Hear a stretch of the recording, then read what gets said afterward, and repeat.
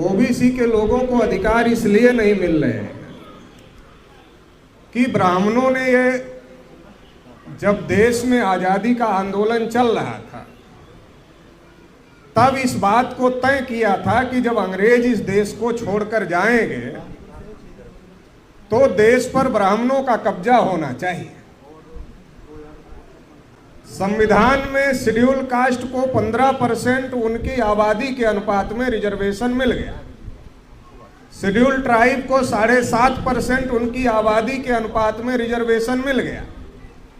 अगर ओबीसी को भी उनकी आबादी के अनुपात में 52% रिजर्वेशन मिल जाता तो ये शेड्यूल कास्ट का 15%, शेड्यूल ट्राइब का 7.5% और ओबीसी का 52%, ये टोटल मिलाकर 74.5% रिजर्व कैटेगरी के लोग हो जाते। और जब 74.5% मतलब 74.5% रिजर्वेशन से सत्ता और व्यवस्था में एससी, एसटी, ओबीसी के लोग पहुंच जाते तो ब्राह्मणों का कब्जा कैसे होता? तो ब्राह्मणों का कब्जा अगर करवाना है तो ओबीसी का अधिकार रोकना है। ओबीसी का अधिकार रुकेगा तब ब्राह्मणों का वर्चस्व स्थापित होगा। ओबीसी को इस बात को समझना है, क्योंकि ओबीसी की दोस्ती ब्राह्मणों के साथ ज्यादा है। और अगर ये हम कहें कि चोली दामन का साथ है तो कोई गलत बात नहीं होगा। तो जो ये घनिष्ठ दोस्ती है, तो ये दोस्ती कैसी है? ये जो दोस्ती है, ये दोस्ती घोड़ा और घास की दोस्ती है। घोड़ा और घास में बहुत प्रेम हो जाए तो कब तक रहेगा प्रेम? जब तक घोड़े को भूख नहीं लगेगी तब तक घोड़ा घास से प्रेम करता रहेगा। और जैसे ही घोड़े को भूख लग गई तो फिर घोड़ा घास को खा जाएगा। तो ओबीसी के लोगों की और जो ब्राह्मणों की दोस्ती है वो ऐसी ही दोस्ती है। तो ओबीसी को एक बात तो ये समझने की जरूरत है, क्योंकि समय ज्यादा नहीं है तो छोटी छोटी बातें बताना चाह रहा। दूसरी जो महत्वपूर्ण बात है, वो महत्वपूर्ण बात यह है कि जब पहले तो कांग्रेस और ब्राह्मणवादी लोग ये नहीं चाहते थे कि भारत में सबको वोट का अधिकार मिले। इसके बावजूद भी बाबा साहब अम्बेडकर ने संघर्ष किया तो वयस्क मताधिकार भारत में लागू हो गया। ये ब्राह्मणों के लिए बहुत टेंशन की बात थी।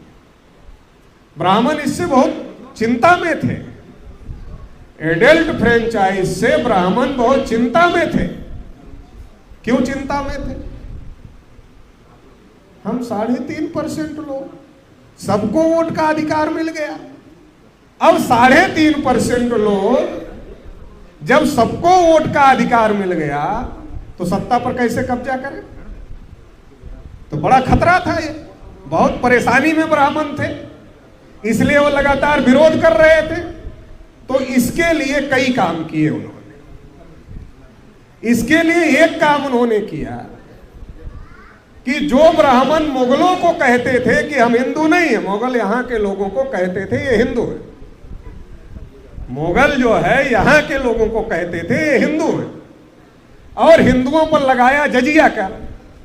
तो ब्राह्मणों ने दिल्ली में मुगलों का महल घेर लिया और महल घेर कर कहा हम हिंदू नहीं। दयानंद सरस्वती ने सत्यार्थ प्रकाश नाम का ग्रंथ लिखा। उसमें लिखा कि हिंदू शब्द मुगलों के द्वारा दी गई गाली है और हम इसको स्वीकार नहीं करते हैं। और इसलिए दयानंद सरस्वती ने हिंदू नाम का संगठन नहीं बनाया, हिंदू समाज नाम का संगठन नहीं बनाया, आर्य समाज नाम का संगठन बनाया। लेकिन जब ब्राह्मणों को यह पता चला कि लंदन में एडल्ट फ्रेंचाइज वयस्क मताधिकार के लिए आंदोलन चल रहा है और ये आंदोलन भारत में भी, चूंकि भारत पर अंग्रेजों का राज है, तो अगर लंदन में वयस्क मताधिकार लागू होगा तो भारत में भी लागू होगा, तो ये बड़ा खतरा है। तो ब्राह्मणों ने चिंतन किया कि क्या करना चाहिए। तो ब्राह्मणों ने समझा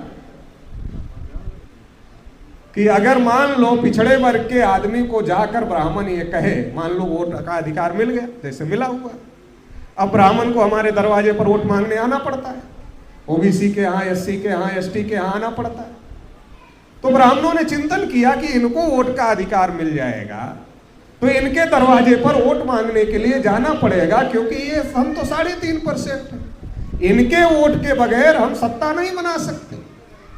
तो ब्राह्मणों ने सोचा कि जब वोट के लिए जाएंगे इनके पास तो क्या कहकर वोट मांगेंगे। ये बड़ा संकट ब्राह्मणों के सामने था, क्या कहकर इनसे वोट लेंगे। अगर हम पिछड़े वर्ग के लोगों को ये कहें कि हमने आपको शूद्र बनाया इसलिए हमें वोट दे दो,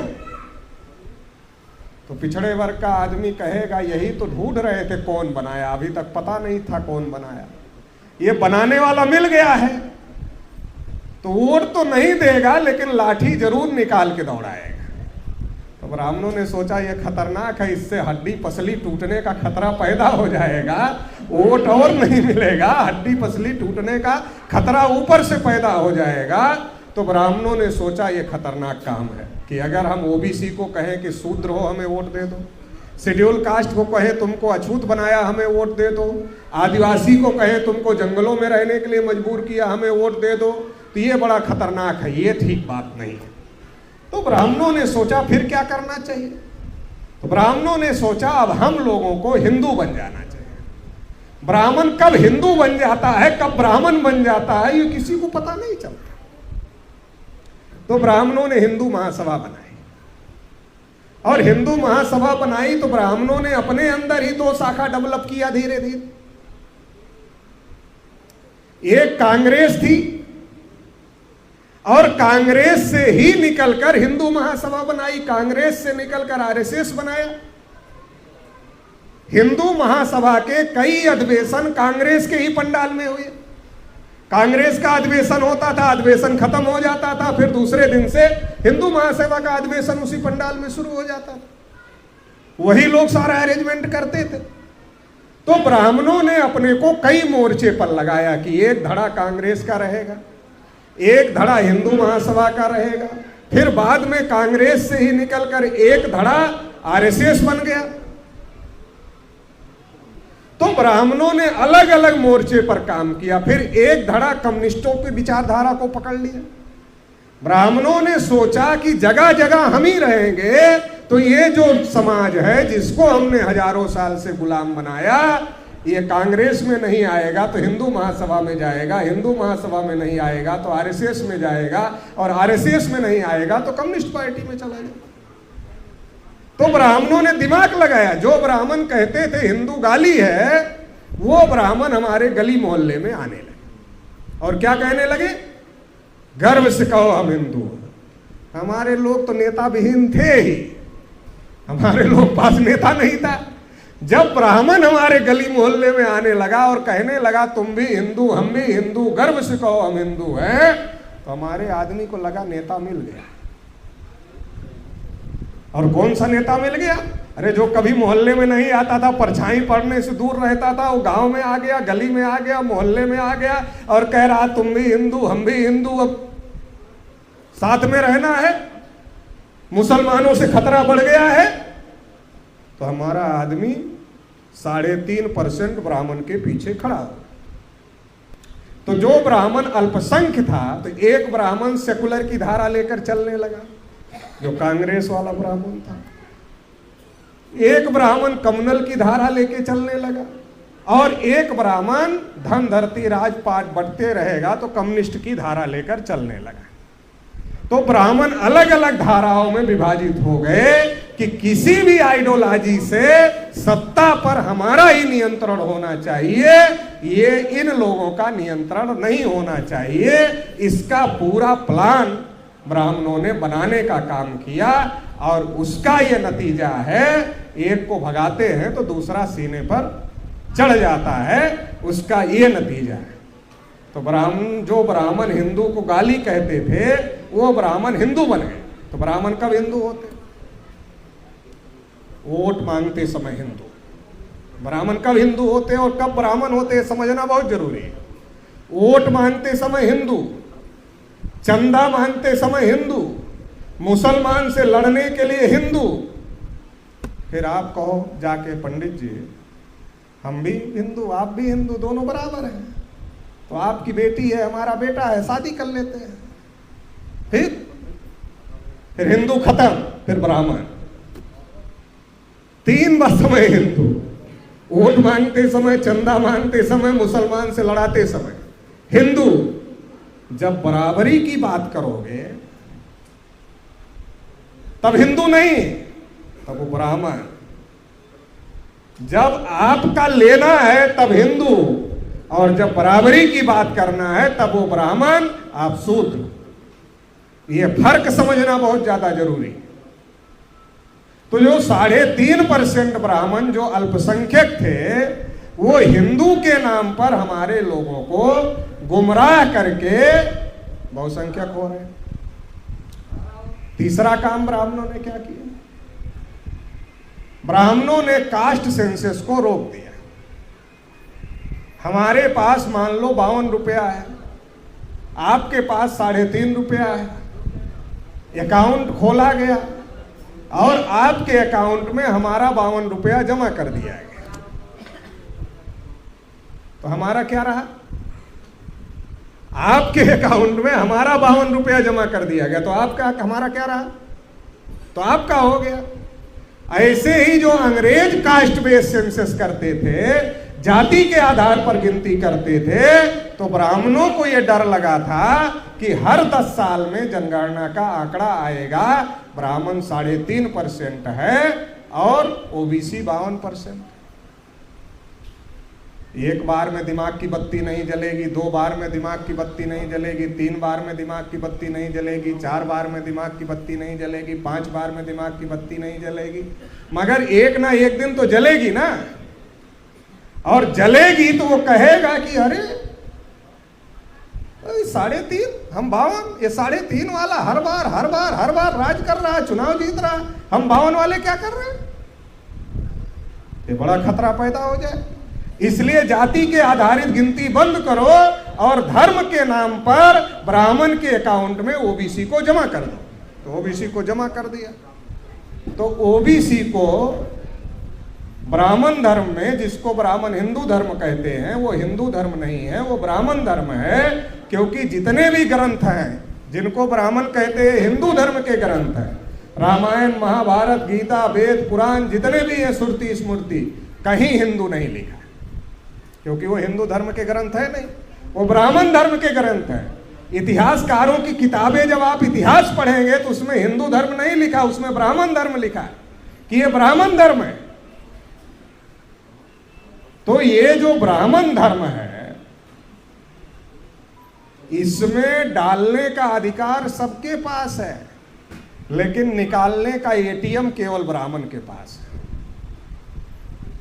आप जितना देना चाहते हो दे सकते हो, आप निकाल कुछ नहीं सकते हो। निकालने का एटीएम केवल ब्राह्मण के पास में। तो एक तो ये जो नशा है धर्म का, इसकी वजह से ओबीसी के लोगों के हक अधिकार खत्म हो रहे हैं। क्योंकि ब्राह्मण हमारे घर में आता, कहता है एक मुसलमान 14 बच्चे पैदा कर रहे हैं, देश पर मुसलमानों का कब्जा हो जाएगा, सारे हिंदू इकट्ठा हो जाओ। इकट्ठा हो गए तो हमारा आदमी कितना समझदार है, ओबीसी का, SC ST का, वो क्या कहता है? सही कह रहे हैं, मुसलमान बहुत बच्चे पैदा कर रहे हैं। उसने छानबीन नहीं किया कितने कर रहे हैं नहीं कर रहे हैं, उसने कहा, उसने मान लिया पैदा कर रहे हैं। तो 200 साल बाद, 300 साल बाद, 400 साल बाद, 500 साल बाद, 600 साल बाद, 800 साल बाद, 1000 साल बाद एक दिन ऐसा आएगा कि मुसलमानों की संख्या ज्यादा हो जाएगी, और जब ज्यादा हो जाएगी तो देश पर मुसलमानों का कब्जा हो जाएगा। इसको रोकना है। 600 साल में, 700 साल में, 800 साल में जब पैदा करते करते मुसलमान संख्या बढ़ा लेंगे तो कब्जा कर लेंगे देश पर। तो रोकना है, तो रोकने के लिए क्या करना है? 3.5% वाले को सपोर्ट करना है। हम कितने समझदार लोग। पंडित जी ने हमको बताया कि ये मुसलमान पैदा कर रहे पैदा करते करते बढ़ा लेंगे तब कब्जा करेंगे। तो इसका मतलब यह है कि ज्यादा संख्या होने से कब्जा होता है। तो हम ज्यादा संख्या होते हुए हम अपने कब्जे की नहीं सोच रहे हैं। अरे जब ज्यादा संख्या से कब्जा होता है तो हम ओबीसी SC ST के लोग और माइनॉरिटी के लोग तो 85-90% है। हम अपने कब्जे की नहीं सोच रहे हैं, हम 3.5% वालों को समर्थन दे रहे हैं 700 साल बाद के कब्जे को रोकने के लिए। आज 3.5% वाले को समर्थन देके 75 साल से हुक्मरान बना के रखा है कि हमारे अधिकार जो संविधान में है उसको खत्म कर, इसके लिए हुक्मरान बना के रखा। तो ओबीसी को कुछ बातें समझने की जरूरत है। ओबीसी को यह भी समझने की जरूरत है इस देश में हिंदू मुसलमान नाम की कोई लड़ाई नहीं। इस देश में जब अंग्रेज और मुगल नहीं आए थे, जो छुआछूत, ऊंच नीच, भेदभाव जिन लोगों ने पैदा किया था, और आज उनके बच्चे वो भारतीय संविधान को नहीं मानते, समानता की बात को, सबके अधिकार की बात को नहीं मानते, वो आज उसको स्थापित रखना चाहते हैं। इसलिए हिंदू मुसलमान की राग छेड़ते हैं, क्योंकि वो जानते हैं कि अगर हिंदू मुसलमान पर चर्चा नहीं होगी तो देश में इस पर चर्चा होगी कि छुआछूत किसने बनाया, ऊंच नीच किसने बनाया, भेदभाव किसने बनाया, जात पात किसने बनाया। इस पर चर्चा ना हो तो या तो हिंदू मुसलमान की चर्चा हो या तो भारत पाकिस्तान की चर्चा। तो ये चर्चा होती रहती, या तो औरंगजेब की चर्चा हो, या तो बाबर की चर्चा हो, या तो अकबर की चर्चा। अरे भाई, आज यादव कथावाचक को पीट दिया गया तो मुसलमान आकर पीटा। अरे मुसलमान तो ये भी कहता है भैया तुम हमारे बगल में आके खड़े हो जाओ, नमाज पढ़ो। ब्राह्मण कहता नहीं, दूर तक टच नहीं होना चाहिए, परछाई तक नहीं पड़नी चाहिए, हम ऊपर रहेंगे तुम लोग नीचे रहो। तो मुसलमान तो नहीं पीट रहा है, किसी को घोड़ी पर चढ़ने से पीटा जा रहा है, किसी को मूछ रखने के पीटा जा रहा है, किसी को सिंह लिखने की वजह से हत्या हो रही है। तो ये अगर हो रहा है तो ये मुसलमान तो नहीं करने जा रहा। ना मुसलमानों ने इस व्यवस्था को बनाया, ना अंग्रेजों ने इस व्यवस्था को बनाया।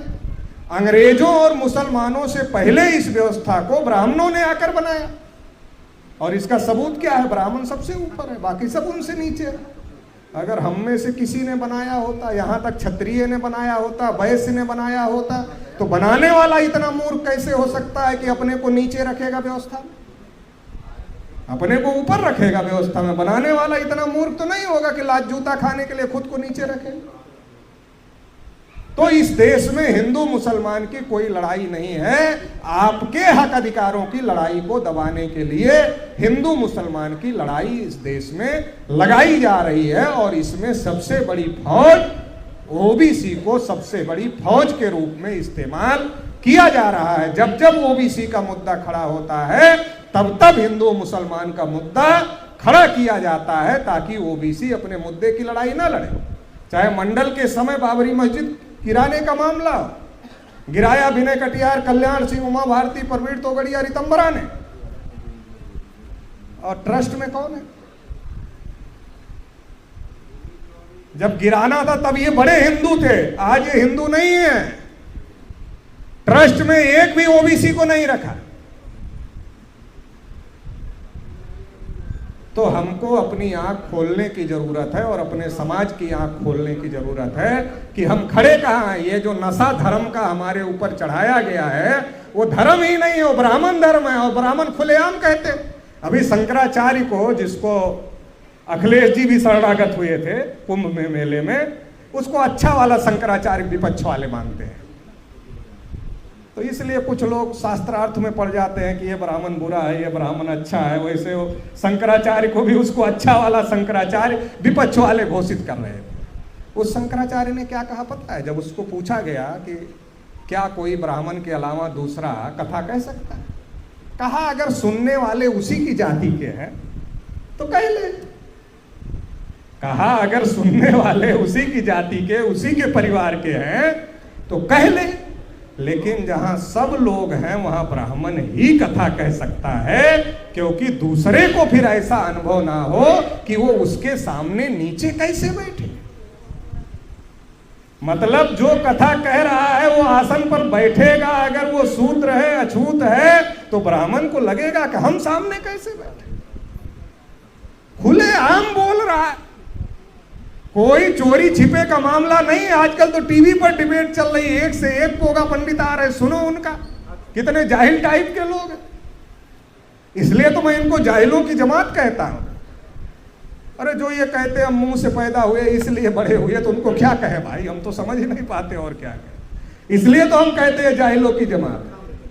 तो ये जो नशा है, ये नशा जो है उतारना पड़ेगा। इस देश में हिंदू के नाम पर कोई धर्म नहीं, और अगर हिंदू कुछ है तो वो ब्राह्मण नहीं है, क्योंकि इतिहास में पढ़ाया गया कि सिंधु से हिंदू बन गए। चलो मान लिया, तो सिंधु सभ्यता में ब्राह्मण कहां थे? वो तो थे ही नहीं, वो तो विदेश से आए।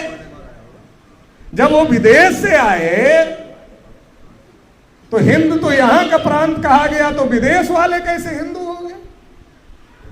वो तो है ही नहीं, वैसे भी नहीं। तो ब्राह्मण का धर्म और हमारा धर्म एक नहीं है। गुलामों का और गुलाम बनाने वालों का धर्म एक नहीं हो सकता है।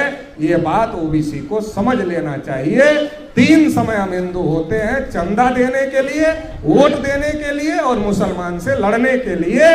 इससे ब्राह्मण मजबूत होता है और देश की सत्ता और व्यवस्था पर कब्जा करता है। फिर हमारी कुटाई और पिटाई होती। एक तो ये, और दूसरा क्या है, जाति का नशा बहुत ज्यादा सवार। हर जाति में के पुरखे भगवान हैं, सबने ढूंढ लिया। 2 चीज हर जाति ने ढूंढ लिया है। एक तो अपने से नीचे वाली जाति ढूंढ लिया है। कोई जाति ऐसी नहीं है जिसके नीचे कोई ना हो, अपने से नीचे वाली एक जाति जरूर ढूंढ लिया है। एक तो ये ढूंढ लिया है, और दूसरा ये ढूंढ लिया कि हम भगवान के खानदान के। अब यादव जी गए थे भैया, भगवान के खानदान के हैं, कृष्ण भगवान के, और कृष्ण भगवान की कथा है भागवत, वो भी कहने का अधिकार नहीं दिया यार। उसके लिए भी पीटा, उसके लिए इतनी दुर्गत किया, मुंडन किया, क्या क्या नहीं किया, पेशाब छिड़का, क्या क्या नहीं किया। तो यादव लोगों को असली कृष्ण के बारे में नहीं पता है। असली कृष्ण का जिक्र ऋग्वेद में, ऋग्वेद अगर आप पढ़ो तो असली कृष्ण का जिक्र पता चलेगा, जिसमें यह लिखा है कि कृष्ण की हत्या इंद्र ने किया और चमड़ी उतार लिया। तो अपने लोग पढ़ते थोड़ी ही सुनते हैं, पढ़ते कहां, अगर पढ़े तो समझ में आए। फिर बाद में कहा वो राक्षस था, उसमें फिर कहा राक्षस था जिस कृष्ण की हत्या। तो कृष्ण की वास्तविक लड़ाई किससे थी? अगर आप गोवर्धन पर्वत की कहानी सुनो तो क्या है, जो इंद्र था, जो ब्राह्मणों का देवता था, उसने इतना पानी बरसाया, इतना पानी बरसाया कि त्राय त्राय मच गई। तो गोवर्धन पर्वत उठाकर कृष्ण ने अपने लोगों को बचाने का काम किया। ये कहानी है कि नहीं? पढ़ाई जाती, बताई जाती कि नहीं? तो कृष्ण तो ब्राह्मणों के देवता इंद्र से लड़ रहे थे, और फिर ऋग्वेद में लिखा है कृष्ण की हत्या कर दी गई।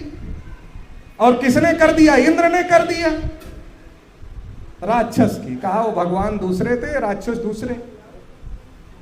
तो हम लोगों को क्या कहा ब्राह्मणों ने?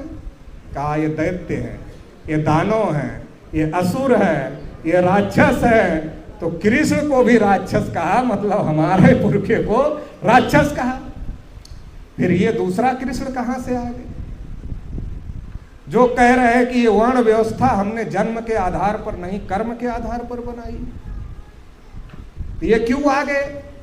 जब तथागत बुद्ध ने ब्राह्मणों के जो कपोल कल्पित बातें थी उसको हवा में उड़ा दिया। ब्राह्मण कहते थे हम मुंह से पैदा हुए इसलिए जन्म से श्रेष्ठ है। तो तथागत बुद्ध ने कहा कि जन्म से कोई श्रेष्ठ कैसे हो सकता है, कर्म से लोग होते हैं। अब कर्म इतना स्थापित हो गया कि बृहद्रथ मौर्य की हत्या के बाद में जब गीता लिखी गई तो गीता में ये लिखाना पड़ा कि कर्म के आधार पर हमने वर्ण व्यवस्था का निर्माण किया है। और कृष्ण के मुंह से कहलवाया ताकि लगे नहीं ठीक आदमी कहना, और जन्म के आधार पर नहीं कर्म के आधार पर कह रहा है, और कर्म को घुमाकर जन्म कर दिया। वो समझ ही नहीं पाए लोग कि इस जन्म में अच्छा कर्म करोगे तो इसके आधार पर अगले जन्म में आप ब्राह्मण के घर पैदा हो जाओगे। हमारे ओबीसी के लोग बड़ी इज्जत के साथ इसलिए तो ब्राह्मण की सेवा करते हैं कि अगले जन्म में हम भी ब्राह्मण हो जाएं। आज तक नहीं हुए। तो आप कहेंगे क्या सबूत है? अरे सबूत है, बिना सबूत के थोड़ी बोल रहा हूं। ब्राह्मण 3.5% है, ओबीसी 52% है। इसमें से 50% लोग ही अगर अच्छे से सेवा किए होंगे, तो अगर 50% अगले जन्म में ब्राह्मण हो जाते, 25% ब्राह्मण हो जाते, 10% ब्राह्मण हो जाते, तो ब्राह्मणों की संख्या 3.5 से तो बढ़ जाती कम से कम। वो आज तक नहीं बढ़ी। ये इस बात का सबूत है कि मूर्ख बना रहा। तो कर्म इसलिए डाला कि बुद्ध की बात आ जाए, चूंकि बुद्ध का विचार स्थापित हो गया है, और फिर घुमा के वही कान पकड़ लिया। जन्म आधारित ही उसको बनाने का काम कर दिया गया। तो बड़ा इतिहास में घोटाला है।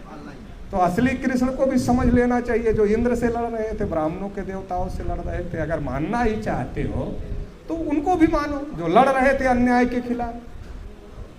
तो बड़ा सवाल ये है कि इस देश के अंदर जो ब्राह्मण है वो अपना वर्चस्व नहीं छोड़ना चाहता और आपको बराबरी पर नहीं देखना चाह रहे हैं। इसलिए संविधान लागू होने के 75 साल बाद भी इस प्रकार की घटनाएं हो रही।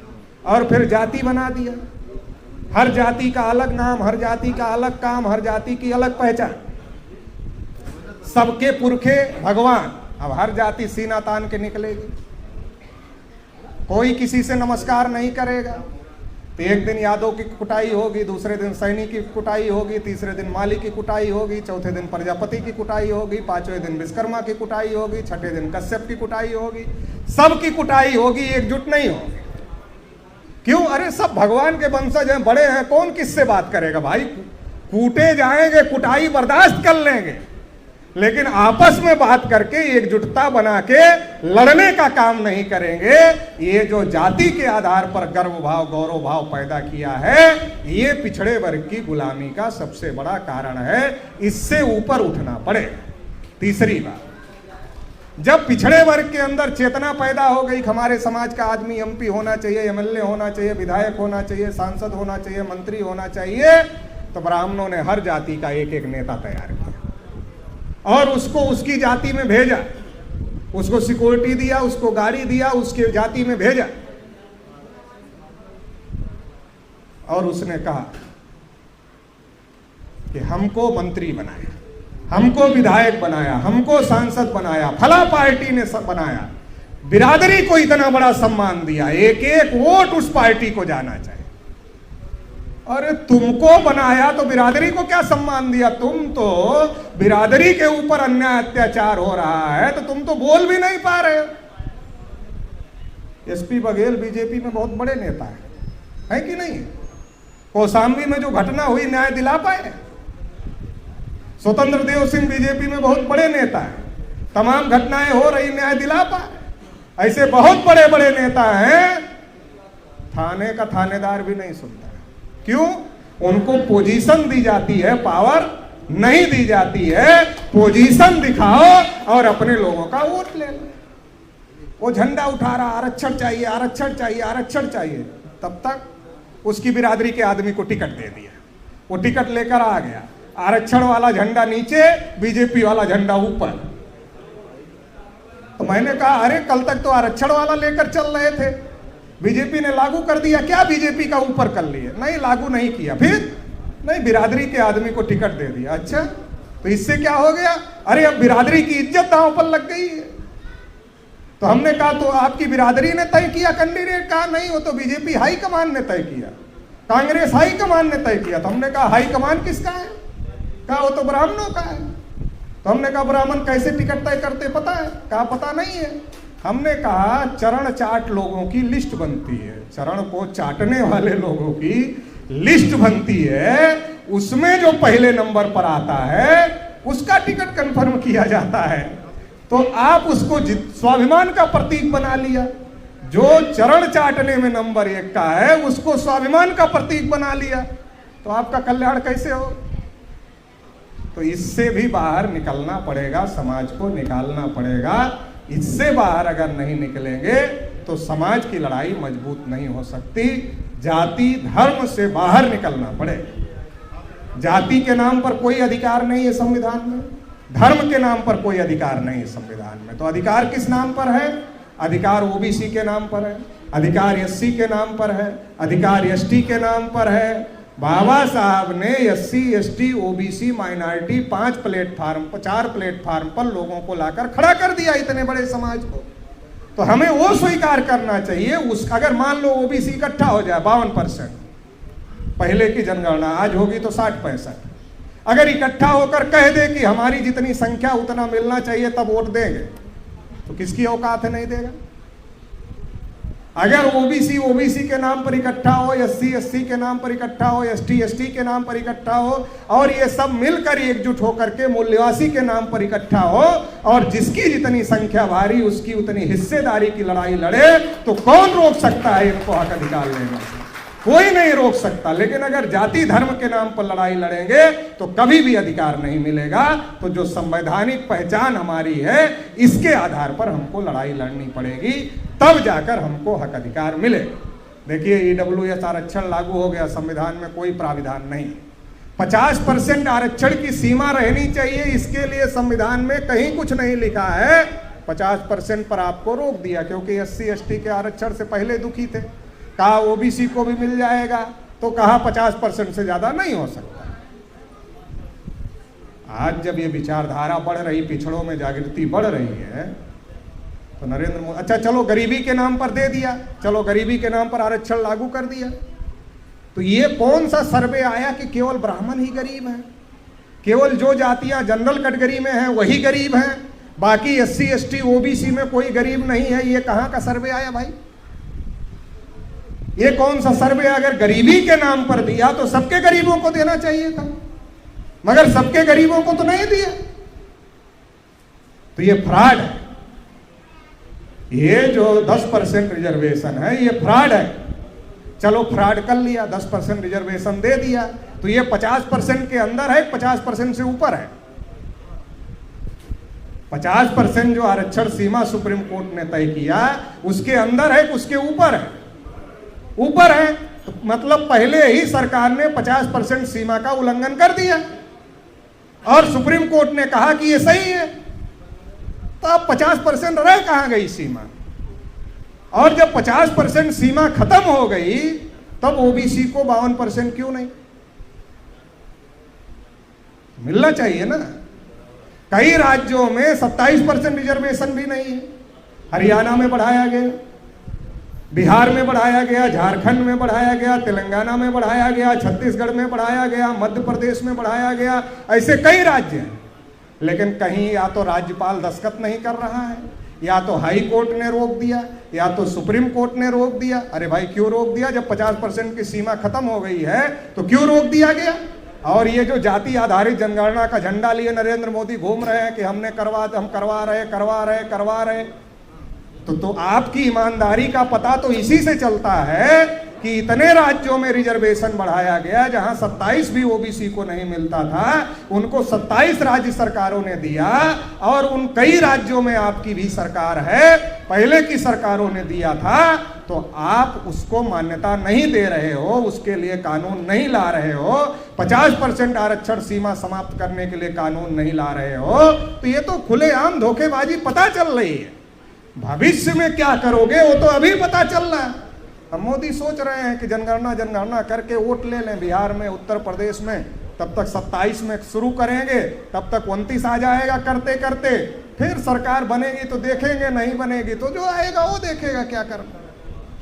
तो ये बड़ी साजिश है। चूंकि जो सेंसस एक्ट है, अगर सरकार ईमानदार है, तो जो सेंसस एक्ट है 1948, उस सेंसस एक्ट में परिवर्तन करती सरकार। सेंसस एक्ट में परिवर्तन नहीं किया, परिवर्तन करके कानून में जाति जनगणना डाल दी कि जाति जनगणना आपसे सरकार जो भी जनगणना करेगी, तो ये बात ईमानदारी की होती। गजट निकाला, गजट का बड़ा हल्ला मीडिया वालों ने मचाया कि गजट निकल गया जनगणना का, गजट निकल गया, गजट निकल गया। हमने गजट को पढ़ा, उसमें कहीं नहीं लिखा है जाति आधारित जनगणना होगी, कहीं लिखा ही नहीं है। तो धोखा तो हो चुका है, होना कहां है। लेकिन प्रचार करके टीवी चैनलों से आपका वोट लेना चाहते हैं, तो इसलिए समाज को सतर्क करने की जरूरत है। इसलिए 2027 में शुरू होगी तारीख रखा है। अगर ईमानदार होते तो अभी शुरू कर देते, ईमानदार नहीं है इसलिए 2027 तय कर रहे हैं। तो इन बातों को हम लोगों को समाज को बताना है। दूसरी चीज क्या है, आज राहुल गांधी झंडा लिए घूम रहे, जाति जनगणना होनी चाहिए, जिनकी सरकार ने सबसे ज्यादा दिन रोका। फिर जिसकी जितनी संख्या भारी उसकी उतनी हिस्सेदारी कर रहे हैं। नरेंद्र मोदी क्या कर रहे हैं, कांग्रेस की पॉलिसी को आगे बढ़ा रहे हैं। जब 90 में मंडल कमीशन की लड़ाई तेज थी तो बीजेपी ने मंदिर की लड़ाई तेज किया ताकि ओबीसी उधर जाए, और कांग्रेस ने न्यू इकोनॉमिक पॉलिसी लाया, निजीकरण, भूमंडलीकरण, उदारीकरण का, ताकि सारी संस्थाएं बेच दिया जाए और रिजर्वेशन सरकारी जगह है तो सरकारी नहीं बचेगा तो सब कुछ जीरो हो जाएगा। उस पॉलिसी को आज मोदी आगे बढ़ा रहे हैं, सब चीज बेच रहे हैं। जब सब बिक जाएगा, जीरो हो जाएगा, तो जीरो में जिसकी जितनी संख्या भारी उसकी उतनी हिस्सेदारी ले लो। मोदी भी कहेंगे दे रहे हैं, राहुल भी कहेंगे दे रहे। तो हमें समझने की जरूरत है कि ये दोनों लोग जो कांग्रेस और बीजेपी जो है, ये दोनों मिलकर देश में ओबीसी के लोगों को गुमराह कर रहे हैं। अच्छा, इनको पता है कि अपने लोग तो हल्दी देखने से पीले हो जाते, लगाने की जरूरत तो पड़ती नहीं। बोल दिया करेंगे, अपने लोग खुश, बल्ले बल्ले, हाँ करेगी, अब तो सरकार ने कहा है करेंगे, खुश हो गए।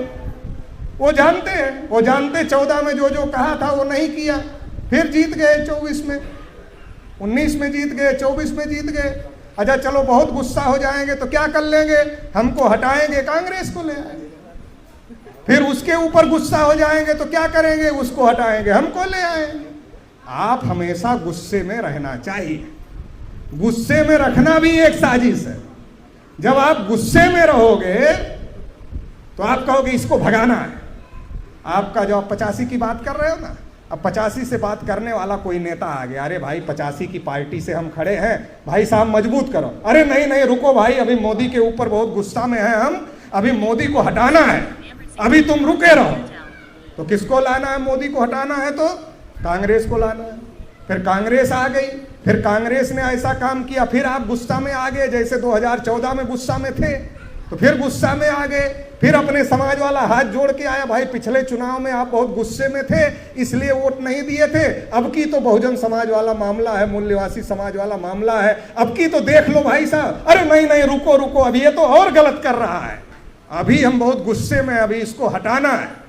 तो गुस्से में आप रहो, एक बार उसको हटाओ, एक बार उसको लाओ, फिर उसको हटाओ, उसको लाओ, दोनों मिले हुए। जब वो आता है तो उसके कान में कहता आ गए, कहता आ गए। कैसे आ गए, हम इनको 4 जूता नहीं मारते तो तुम आते, हम 4 मारे इसलिए ये गुस्से में आए, इसलिए तुमको लेकर आए, नहीं तो अपने आदमी को लेकर आते। अब तुम एक काम करना, 4 का 3 मत करना, 4 का 3 मत करना, 4 का 6 कर देना। जब 6 हो जाता है फिर आप गुस्से में आ जाते हैं तो 4 मारने वाले को ले आते हैं, फिर वो उसके कान में कहता है देखो तुम्हारे कहने से 6 कर दिया था, अब की तुम 8 कर देना। ये 75 साल से चल रहा है। तो इसलिए समझने की जरूरत है और लड़ने की जरूरत है और संगठन मजबूत करने की जरूरत है, क्योंकि कोई भी लड़ाई बिना संगठन के नहीं हो सकती है। जितना मजबूत संगठन होगा उतनी मजबूत लड़ाई होगी। आज जितना मजबूत संगठन है उसकी वजह से हमारी बोली, हमारी भाषा हर दल, हर पार्टी को बोलना पड़ रहा है।